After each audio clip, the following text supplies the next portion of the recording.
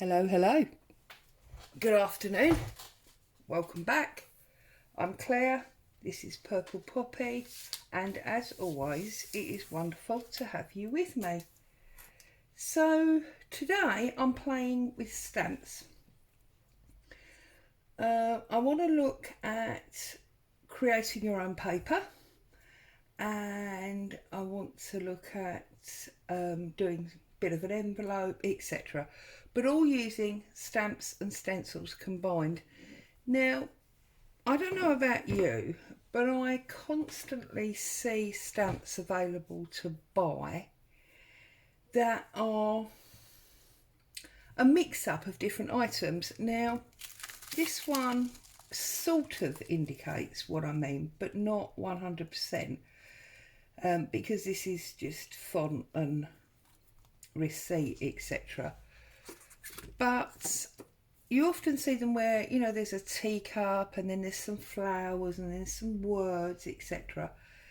And I've often thought about purchasing these stamps, but I was rummaging through my drawer the other day whilst doing my stamp cleaning, as you all know I've started to do to wonderful effect. And I came across lots of bits and pieces that I thought, do you know what? I could make those combined stamps up myself. So I thought I would jump on today and we can have a play together. So the first thing that I am going to do is I'm going to take some of this masking paper. Now this, I believe, is what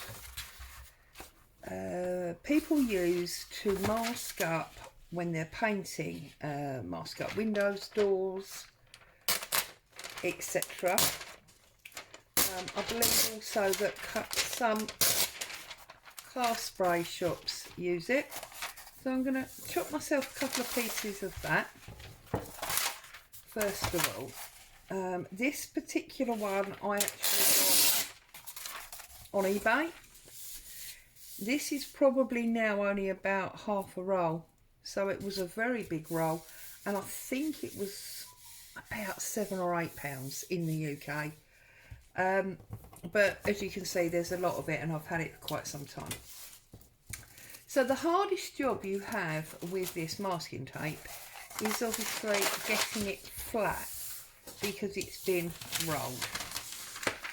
Now obviously if we want to use this as a journal page, I'm just trying to see the best way to fold it that way, then we need to know roughly where it's going to fold.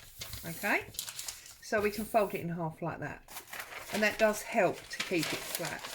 If we want to use it to make bags with, then obviously we want to put two folds in it. Bags, pockets, whatever you want to call it, we need to put two folds in it whereby one side overlaps by about a centimetre, half a centimetre, something like that, and just fold it like that. Okay, and that will give us our bag. Excuse me. So the first thing I want to talk to you about is, so I've got this new clock stamp, and one of the things that I realised is we nearly always peel off the front so that we can use the stamps. But I'm thinking if I peel off the back, now obviously this is not going to be the easiest job in the world, but I'm just going to try this because I think this will work, because they are semi, you always get one, don't you? It's really difficult to get off. They are semi stuck to the front, so they should hold their position like that. And what I'm thinking is, if I can now put my block over there like so, and then peel the front off, it means that they are evenly spaced without me worrying about it. You might think that was a really hard way of getting something evenly spaced, but you all know I can be a little bit cat-handed, so I'm thinking actually this might be a really good way. Oh, see, cack-handed, glue on my finger. That's because the block's not quite big enough. Right, let's have a look at this. So I'm going to do this on the bag.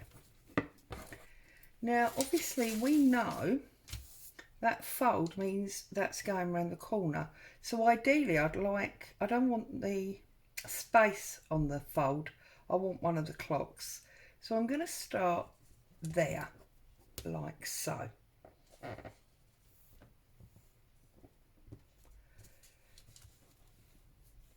That one didn't work very well for some reason, but bearing in mind these are supposed to replicate vintage bags, I think I can cope with that. Might just also be because they're new stamps. New stamps sometimes take extra ink. I should have thought about testing it, but there you go. And now what I want to do is I want to line them up in the gap like so.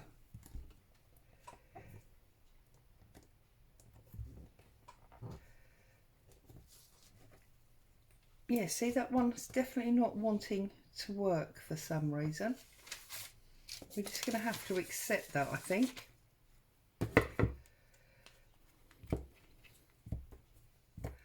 And just accept that we only get half of it. And I'm now going to go up that gap, you see, like so. Do you know what? It might well be because there's an air bubble there. I wonder if that'll make it better. Not really. But you see, I'm just going to carry on like this and give myself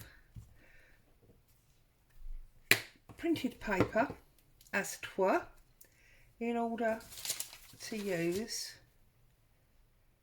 Right, now that's where we need to come back. So I'm going to go in the gap again. See, it's not printing because it's got an air bubble.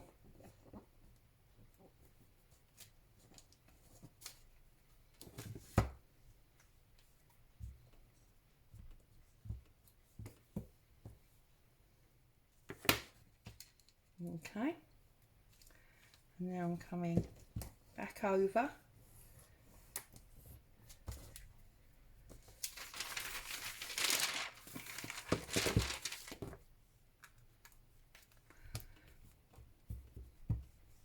Just obviously inking up between each one. You could choose obviously to do a secondary stamp, excuse me, rather than re-inking every time. Let's try one there, shall we? Give it a good old press. It does work, obviously. And then this one here.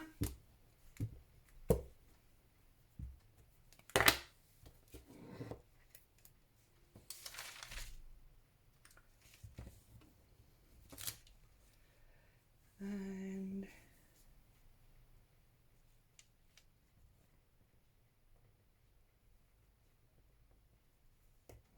that one there.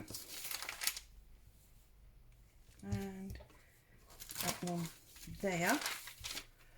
And now on this side we need to go there, so let's get that ink back up. And as you can see, as always, ruining my white background paper. That's that one. And then we want, whoops, we want that one there.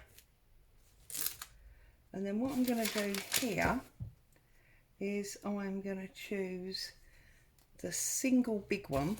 So I'll just pop these back on. The troublesome black one and that little one. And then I'm going to choose this big one. where the cogs almost look like a bike, and I'm going to put that in there like so. Okay, so that's our clocks down. Now what I want to do is I want to over stamp to create that 3D that we talked about. Sorry, I'm jigging it all around. So I'm going to use this one that's got all of the font and the receipts and things on it. Now, obviously this is not all going to fit on my block. So what I'm going to do, let's put it up there to make sure you can see. What I'm going to do is I'm just going to ink up the block area.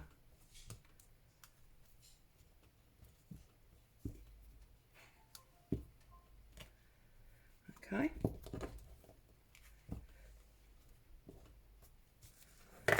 And then I'm going to cheat and I'm going to semi wrap that round and stick it on the back. Okay. And then I'm just going to start at the top and I'm going to give it a good press like so. Yeah. And I really like the way that looks.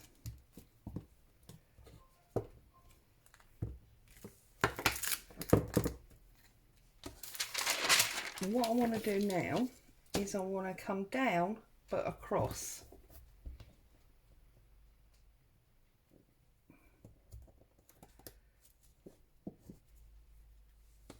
Okay.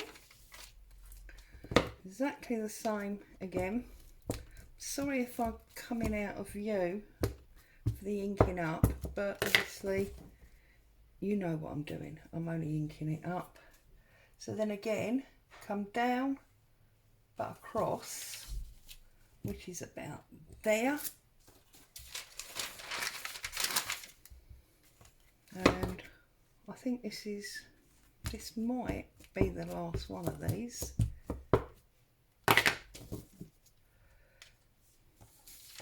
So down and where it is.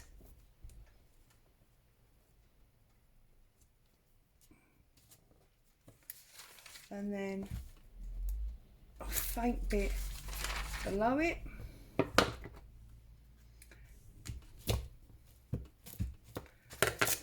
And then this side on here, which will be about there. Excuse me. Okay, so let's open that out so that we don't damage our stamp with it getting a bend mark in it. And can you see now that is suddenly looking like an old bag? And now I've got some music score on this one, and I'm just gonna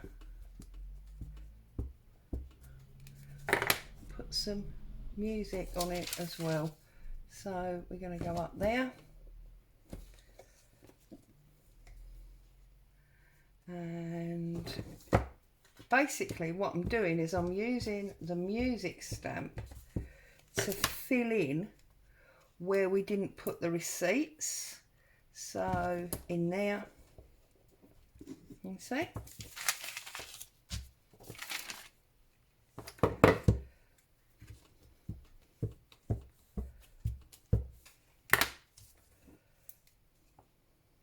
Now, you may well be watching me saying, well, that's not particularly special, Claire.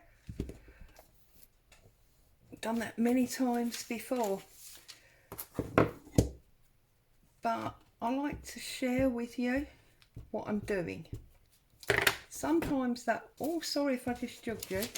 Sometimes that'll be things that you've done before, or you've seen me do before.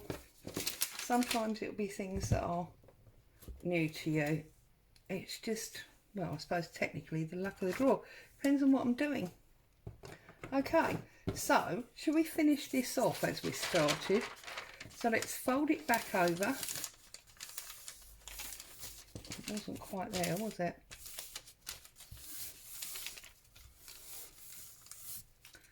Okay, and it was there. So then all I'm going to do is I'm going to run my trusty Grit stick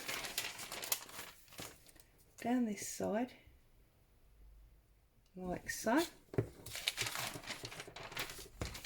Put that down, put that over and press. Okay, I'm then going to find a point that I want to fold my bottom of my bag up. I have done this with you before, so you will definitely have seen this if you've seen some of my older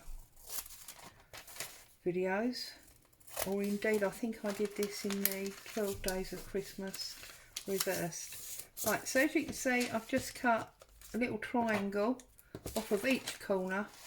I'm now trimming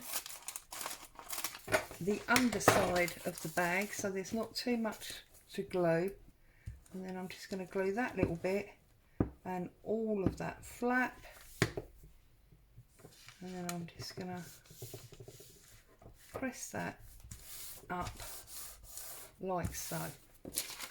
And now of course all we need to do is decide how big we want our bag to be. Now you can obviously, I'm going to go about there because I can use this for something else. You can obviously use your decal edge ruler if you've got one for this. Just going to unglue that so that we can use that another day for something else. Right. Obviously you can use your decal edge ruler to give you that paper bag type shape from the top. Okay, or if you've got some, you know, those fancy scissors that do the zigzags, you could do that. So there we have created, in really 5 minutes, a nice little paper bag. And obviously if you were doing a page for your journal, it would work in pretty much the same way. So what I want to do, obviously I'm not going to do exactly the same because that would be very boring. What I want to do here is I'm going to ease this up. Now with it not being on my block, just on its backing plastic, and I'm going to use parts of it, if that makes sense. Let's cover this glue up before it dries out. A lot of people have asked me about this. This is just Prit original. I use it as my main glue stick, not necessarily because it's my favourite, although I don't dislike it. It's just that for me it's one of the easiest ones to get hold of. And then I'm just going to do a bit there and a bit there, and I might do a bit there. Okay, and then I'm going to come over this side and I'm going to do a bit there and a bit there and a bit there. Okay, so we've got that in the background. Now what I want to do on this particular one is I want to build in some butterflies and some postage stamps. So on here I'm going to put one butterfly going north left, I suppose that is. Where's my other really big butterfly gone? There. And this one is obviously going to go south right, for want of a better phrase. And then I'm going to ink these up, and the reason I'm doing it like this is because obviously I'm getting 2 stamps at once. just a little time saving exercise. I'm going to go like that, and then I'm going to go like that. Okay, I'm going to ink them up again.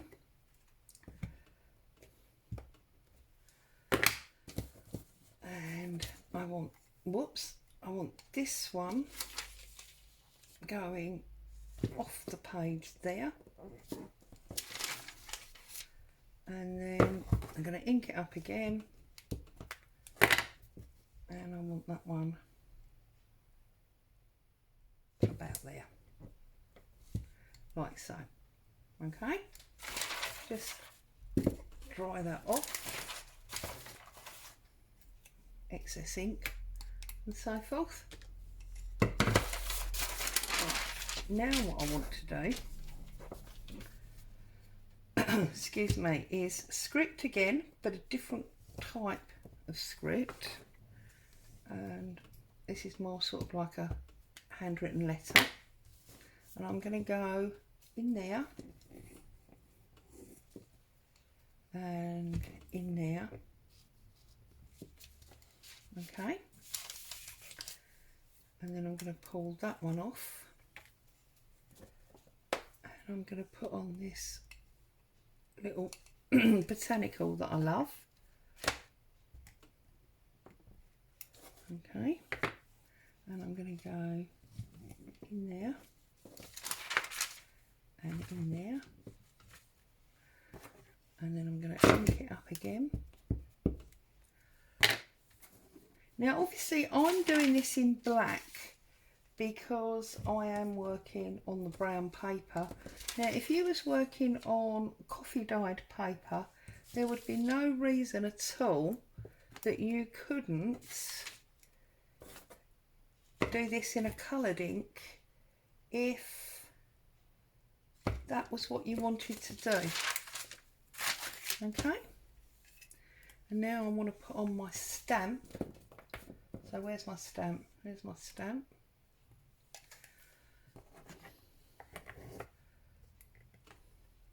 And I think we're going to have one there. See, that one didn't come out very well, did it?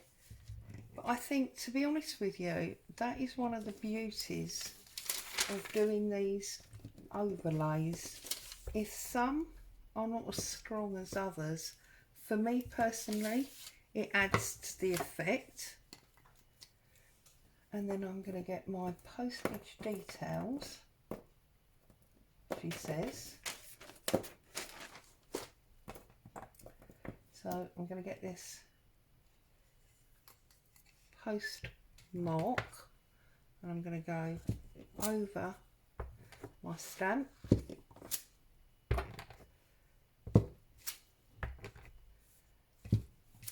Like so. And then I want a number. I love numbers. In fact, I might have two numbers. I might have the number with the word written on it there, and then I might have this one over that side further down, as we did with the butterflies. And now I'm just going to go in and put them down just wherever I think. No particular rhyme or reason. Like so. Okay, and then when I think I'm done with my, oh, I'm going to get the 15 cents in. I do like that one. Let's just stamp that off again, get rid of them. I do like, this is a Tim Holtz one. I can't remember the name of the stamp set, I'm sorry. But I do like the way this one comes out. I use this quite a lot. And then we'll get the bottom of it up there. Okay, and when I think I'm happy with my stamping, I will close up my ink and I'm going to take a stencil. And this is where I'm actually now going to stencil in a different colour. So I'm going to get this, you can see where I've stamped over this stencil. I'm just going to put that on here, and I'm going to use this mahogany that you know I love. I've got my blending brush, and I'm just going to do a little bit here and there. I'm not doing the whole stencil. I'm not really even doing a set pattern. Just doing odd little bits, and then I'm going to turn it round and do the other side in the same way.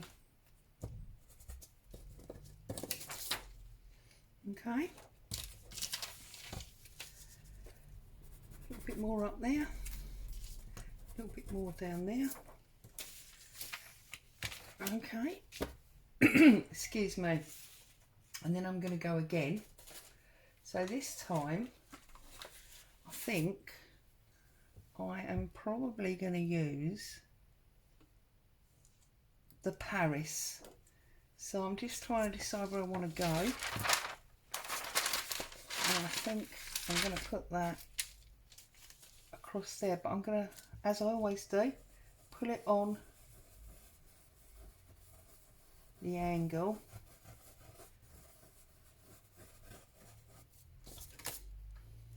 Okay, and then I'm going to get this one right down the bottom.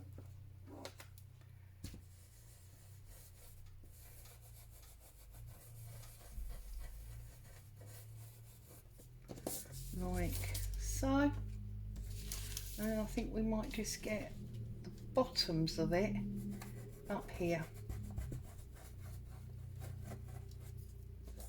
Like so. And suddenly now we are again creating our own paper. Remember that obviously you've used stamps, so you cannot scan this and use it as a digital paper, but you can obviously use it in your journals or your artwork and enjoy it in that way.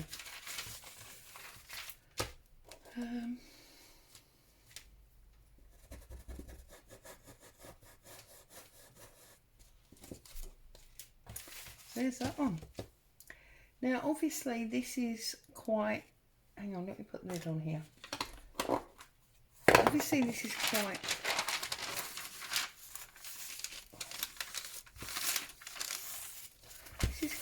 long and thin as a journal page. Normally we'd use letter paper, which is only, look, that long. But again, there's no reason you can't decide to store the bottom piece. I'm going to pull it up a little bit so it's slightly different within the book.